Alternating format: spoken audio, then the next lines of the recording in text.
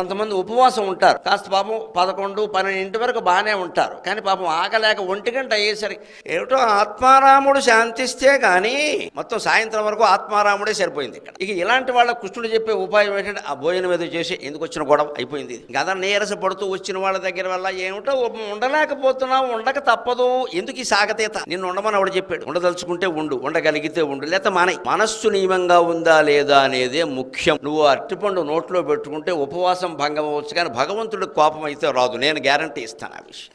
ఎందుకంటే ఉపవాసం అనే దానికి సంస్కృతంలో అర్థం ఏమిటంటే ఉప అంటే సమీపే, ఉపవాసం భగవంతునికి సమీపంలో ఉండడం. సమీపంలో ఉండడం అంటే ఇక్కడ మఠం వేసి కూర్చోవడం కాదు, ఇక్కడ నీ మనస్సు ఆయన్ని స్మరిస్తూ ఉండడం సమీపంలో ఉండడం. మనస్సు భగవంతుడిని స్మరిస్తూ ఉన్నప్పుడు నువ్వు 2 ఇడ్లీ తిన్నా, 2 అరటిపళ్ళు తిన్నా, ప్రాణం నిలబెట్టుకుందుకు ఏదైనా చేసినా ఆయనకి ఏమి అనిపించదు.